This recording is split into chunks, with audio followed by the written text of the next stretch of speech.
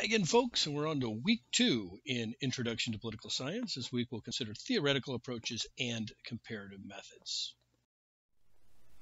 And here are our learning outcomes for the week. We'll understand that theoretical approaches are ways of studying politics methodically. We'll define the comparative method. We'll identify the following theoretical approaches: institutional perspective, rational choice approach, structural approach, cultural approach, and the interpretive approach. We'll define unit of analysis, the level of analysis, variables, correlation, and causation. And we'll identify research methods, including case study, the qualitative method, the quantitative method, and the historical method. Well, as you know, this Introduction to Political Science class is comparative in nature. We're comparing states in the international system with each other and different governmental systems. We're comparing democracies with authoritarian systems, and of course, those political systems fall somewhere in between. Comparison is really at the heart of all scientific research, whether that be in the natural sciences or the social sciences, and of course, political science is a form of a social science. The study of comparative politics, however, is relatively young, and the discipline of political science as a social science is likewise, only around 100 years old, which is not particularly long when it comes to a scientific study. Comparative politics has grown in importance because we have more and more cases as time goes on that are available for study and comparison. So, the modern state system that is creating these states with defined borders, many of us, I guess, would also call them countries. This system that developed in Europe and was exported to the territories that they conquered, as time goes on, there are certainly more comparisons, and we're able to study, for example, the characteristics of the state more thoroughly. We also have many more theoretical approaches as the discipline of political science and as comparative politics has developed over time. So we have more things to draw on. For example, behavioralism, and studying through the lens of behavioralism, when we take a look at people as opposed to institutions, we focus on how individuals behave within institutions, within societies, within cultures. So we're going to talk about some of these different theoretical approaches. Now, I will say that grand theories are hard to come by in the social sciences and political science in particular. So it's harder to come by these big theories that incorporate a lot of other theories and try to explain political science and comparative politics extremely broadly. I mean, there are some examples. For example, democratic peace theory suggests that democracies and countries that have democratic institutions are much less likely to fight one another. And we're going to talk about that as we go through in this course, but that would be a broader theory. That is, that democracies amongst themselves tend not to get into conflict because they have institutions that are developed, their legal institutions, their lawmaking institutions and legislatures that allow them to settle problems peacefully with other states in the international system before they come to conflict. So democratic peace theory would be a grander, a broader theory within political science. These are pretty hard to come by, though, in general, because of the the much messier nature of social science and political science in general. So review some of these theoretical approaches that are used in political science. I'm not going to go through them all here. I just mentioned behavioralism. We'll spend some time discussing feminism, elite theory. Certainly we'll talk about political psychology, rational choice this week, structuralism, just to name a few, institutionalism. So we'll be exploring many of these, although probably not all of them in this introductory course. Okay, here's some of the theoretical approaches we'll be exploring this week. There's institutionalism. Much of political science has been dedicated to this during its history, focusing on political and governmental institutions. So you think about the United States Congress. And then, of course, in a comparative class, you could compare it to legislatures elsewhere, like you'd see in France or Mexico or whatever. The rational choice theoretical model is applying economic principles to the study of political science. That is looking at individual decisions and how people make them, and to what extent are they basing those decisions on their perceptions of their self-interest. So, for example, somebody might vote for a candidate for office because that candidate is promising to lower taxes. They're making that decision to maximize their own self-interest, to maximize their family's self-interest, and to use this as a way of studying overall political behavior. And in many cases, you can do this statistically with rational choice. We can also look at the structures of politics, and this is borrowed from history. You look at historical relationships between different parts of the political system and the structures that are created, and how that, in many cases, that's more important than the individual pieces or institutions. That's one reason why we talk about structural racism. How has racist structures been built into our political systems over time, and that it can be difficult to weed out these structures because, again, they're much more permanent than individual attitudes or individual actors within the political system. Of course, we'll study political culture. This is drawn from anthropology, which is that there are certain cultural norms and expectations, and they're passed from generation to generation. New generations are socialized by the previous generation. And so you can probably think of some cultural attitudes in the United States that are really closely aligned with American political culture. A focus on individual liberty would be an example of that. Of course, in many cases, we have competing values. We have a strong value within the United States of individual liberty, but of course, people also want a high level of security and order. And in some cases, those two are in tension with each other. And there's also the interpretive approach. This is borrowed from sociology, and that we need to not only study sort of what's going on and the facts of how our political institutions and structures are formed, but how are people perceiving the political world? An example of this could be how people view immigration and how people view people who have immigrated to the United States. Do they see people who have immigrated to the United States as people who are benefiting the country economically, making it stronger? Or do some individuals see folks who are immigrating to the country as weakening a particular country? And of course, we can take a look at the facts around this, or we can look at the economic data, but sometimes that doesn't tell us a whole lot about how people are interpreting the world around them. And so that's this notion of interpretive. Okay, so I'll try not to repeat myself too much, but again, the institutional approach is really focusing on political institutions. This is much more straightforward. I think a lot of you who are taking a political science class might have thought that most of it's about institutions. How does the presidency work in the United States? How does Congress work? How does the Supreme Court work? So this is the institutional approach. So take a look at some of these key terms. I'm not going to go through them one by one, but much of the study of institutions is based on the empirical approach. That means that our conclusions are based on facts, experience, observation, data, and so in many cases that will be the methodical way that we'll study it. But of course, there's also a normative role in studying institution, which means that you're thinking about what should be. Should the United States have universal health care? That's a normative question, right? It's what should be done? Should these institutions accomplish that task? To explore the rational choice approach just a little bit more, this is looking at politics through the lens that individuals, more often than not, work to maximize their personal benefits and that of their family and minimize costs. So this is driven by sort of an economist approach.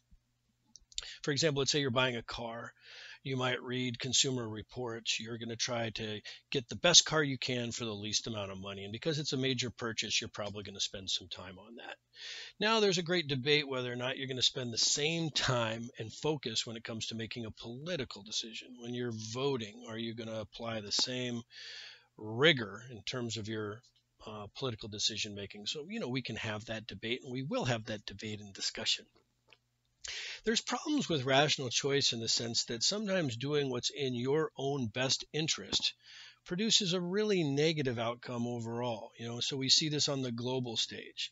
It could be very rational for a country in the international system to seek nuclear weapons, but if everybody seeks nuclear weapons, it's a big problem. It's destabilizing.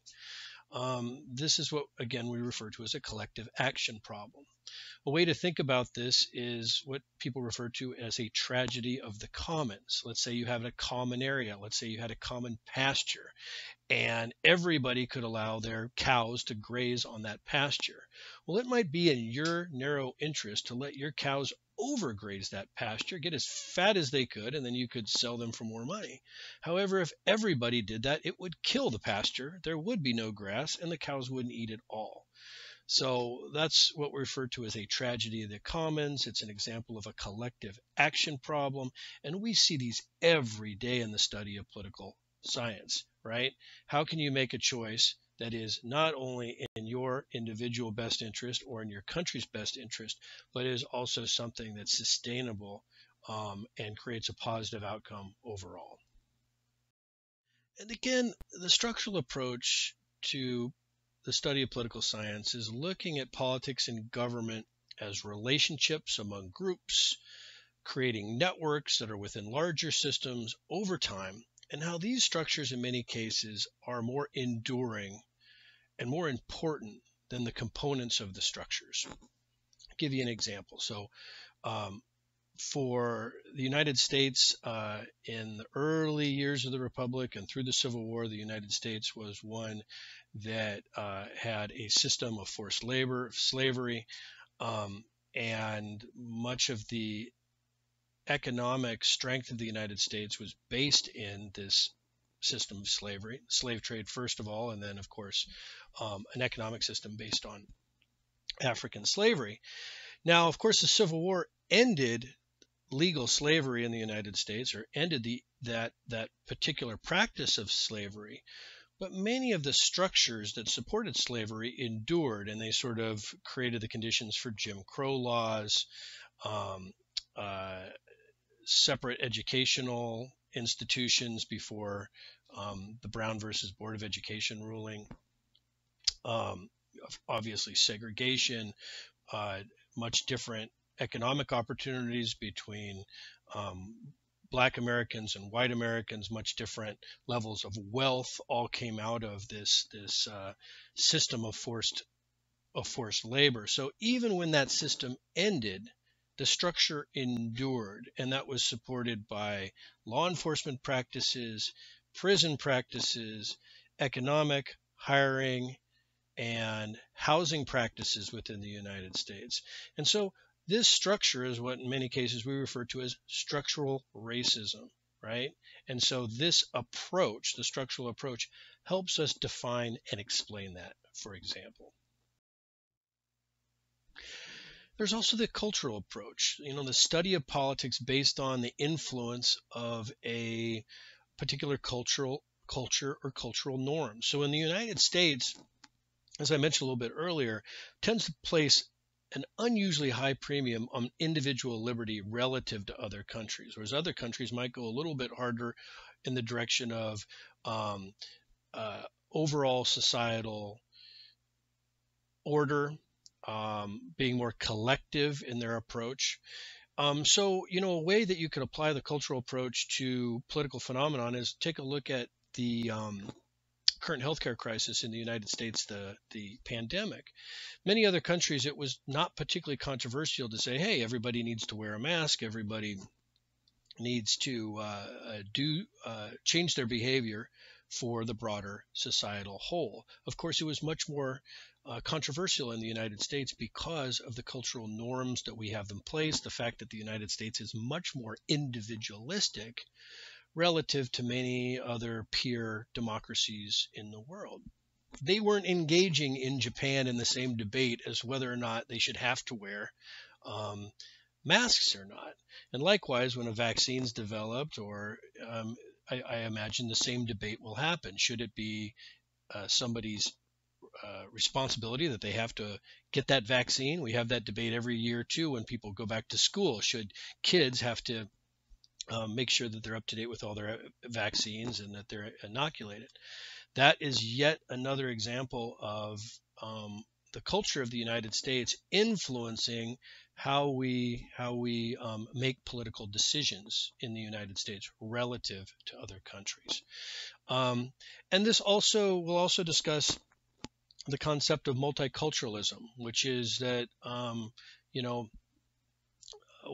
what happens when you have a society made up of many different cultures and backgrounds and ethnicities. In many cases, it requires a different skill set to govern effectively in multicultural societies than it does if you have a society where people have a similar cultural or ethnic background. So you take a look at a country like Japan, just about everybody who lives in Japan is of Japanese descent. They're speaking Japanese, their parents were Japanese, their grandparents were Japanese, and so on. Now, the United States historically has been a country of immigrants, but for much of its history, the people who had full rights, full citizenship were white European descendant folks. The United States has become much more diverse over the last generation.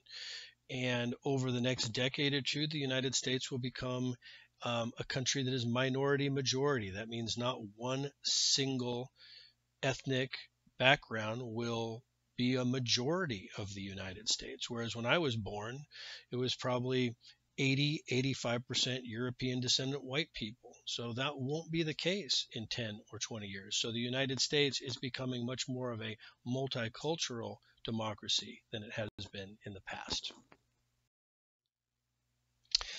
And again, the interpretive approach is one driven from sociology, which is that we don't need to simply study what's going on with institutions or verifiable facts, but also how do people feel about government?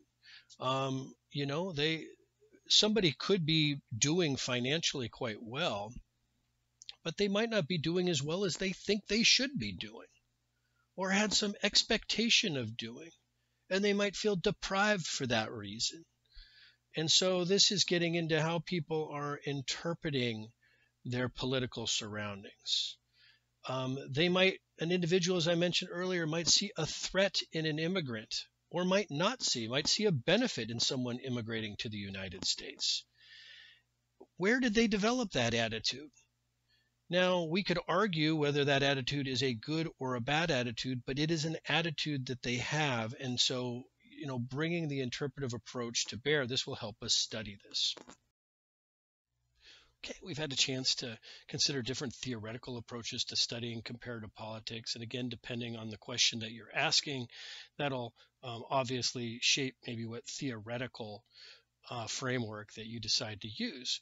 Now let's switch and talk about the methods of comparative politics. And again, we're studying through comparison. So we might be look at two different countries in the international system and engage in comparison to better understand their qualities and to develop certain hypotheses and theories and better understand how they work. Methodology is the way that we use methods, different strategies that we use to reach conclusions. Okay, so first of all, we need to figure out what our unit of analysis is. What are we trying to study? Are we trying to study states in the international system? Are we trying to study legislatures? Are we trying to study executives? And similarly, and closely related is the level of analysis. Okay, are we looking at things at the macro level, which could be the international system as a whole, all the way down to the micro level, individuals and individual decisions and individual political behavior, how people vote, for example. One method that we're going to use quite a bit in the course of this class is case study. We're going to look at a particular country like the United States or the United Kingdom or France or whatever, and we're going to take a look at that particular country and engage in thick description about how it functions. We might look at a legislature in a particular country. And then, of course, we might compare different cases. And so when we really delve into one instance, that's what we refer to as a case study. As we engage in case study, we need to ask ourselves, is this a representative case? Is it a prototype? Is it an exemplar? Is it a deviant case? Is it an exception to the norm? Is it a critical case? So in your reading, make sure that you understand these different types. Researchers looking at comparative politics are going to determine whether or not a study should be more qualitative or more quantitative. Qualitative meaning more thick description, fewer number of cases. You're going to have more emphasis on values and opinions and culture and the things that you maybe just can't get purely numerically. Okay, here's some key terminology that you'll need to have an understanding of to understand the reading as we go forward. A hypothesis is an explanation for something that can be either confirmed or falsified. It can be proven correct or incorrect through observation and experimentation. When it comes to something we want to explain, we call that the dependent variable. And something that might influence what we want to explain, that's what we call an independent variable. And sometimes there's many of those. So we might want to explain what's the cause of war between two states in the international system? Well, one variable might be that they share a border. You're unlikely to get into a conflict with a country that's halfway across the world. Another variable that might have something to do with whether or not those two countries go to war is, do they engage in an arms race? Do they engage in competition beforehand? Are there other conflicts that lead to that? So a dependent variable is what we want to explain. That could be conflict or war. The independent variable or variables are those elements that contribute to the dependent variable. As I mentioned before, more thick description, focusing on fewer cases is what we refer to as the qualitative method. The quantitative method is using more case, more variables, and using statistical analysis. And this helps us come up with correlation, which is a relationship between the two things. So to use my example from before, we see a strong relationship between whether or not countries share a border with another country and conflict. You are much more likely to engage in conflict with another country if you share a border. Now, that doesn't mean that having the border causes the conflict. It means that there's a relationship between the two. So we do have to make sure that we understand the difference. Causation, or what causes what, is different than correlation. So, for example, you could have an area of a city that has a high crime rate, and it also could have a large police presence, for example. Now, police presence and crime rate are correlated, but it is not at all necessarily the case that the police presence causes the high crime rate. So I just want you to understand this difference between causation, what causes what, and correlation, a relationship.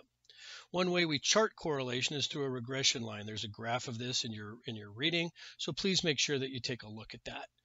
And then there's also the term outliers. Observations that are furthest away from what we would expect, For example, the United States has had largely a friendly relationship with Canada, even though we share a very large border.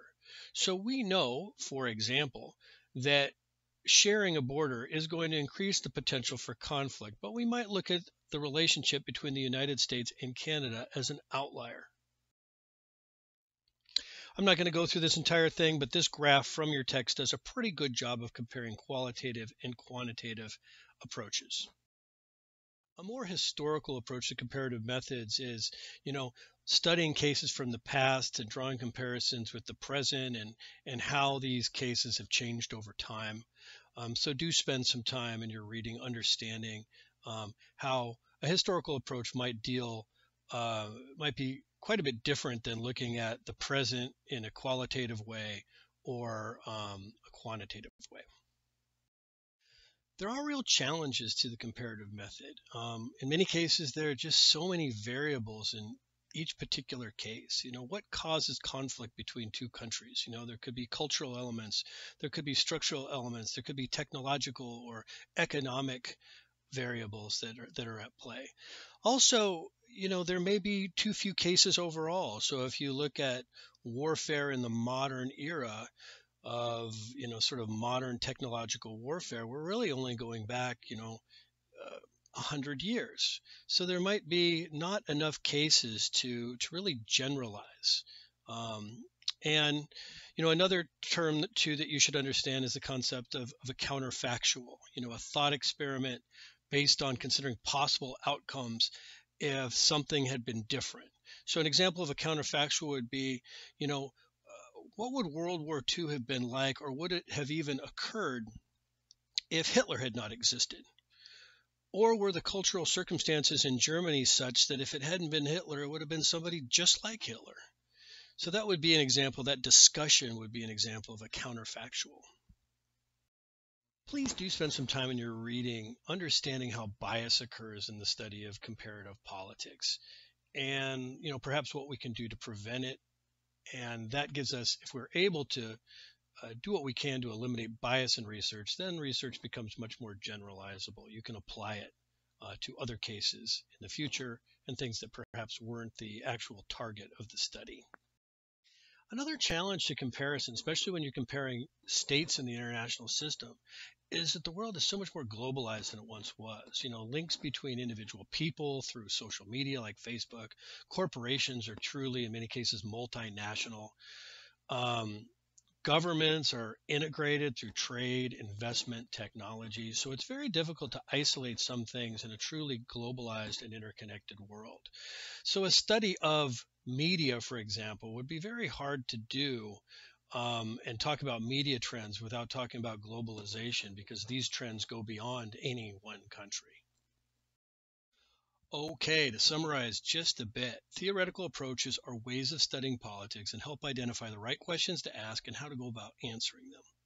The institutional perspective is what many people think about when they consider political science. It's a study of institutions, it could be Congress, it could be the presidency, and you might engage in comparison with examples from other countries, other states in the international system.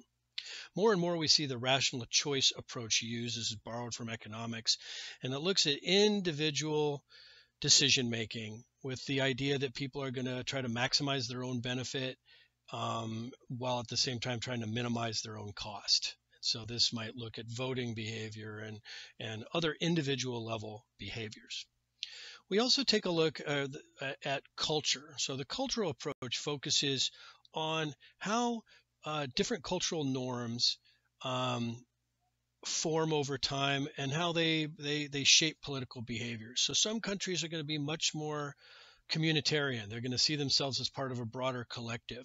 Other countries in the international system, other states are going to be much more individualistic. So the United States historically has had a very individualistic political culture.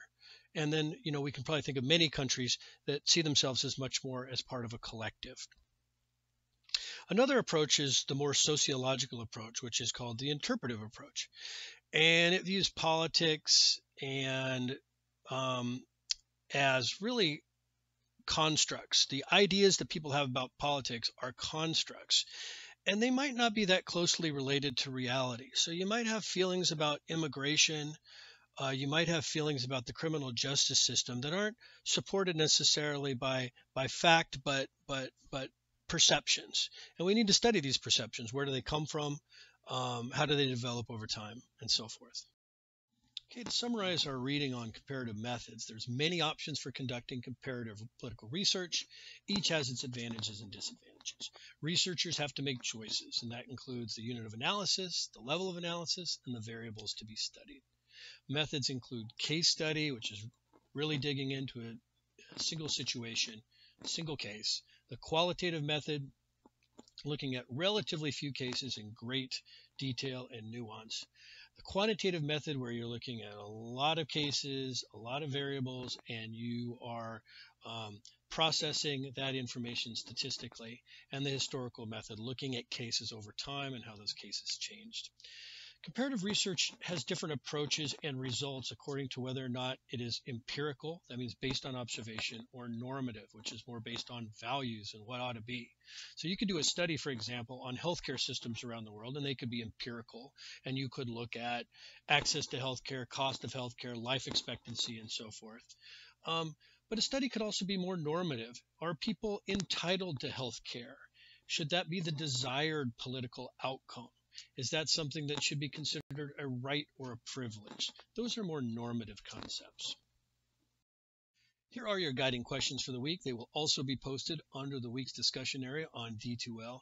As always, let me know if you have any questions or concerns. And of course, stop by during the Zoom office hours if you'd like to chat with me one-on-one.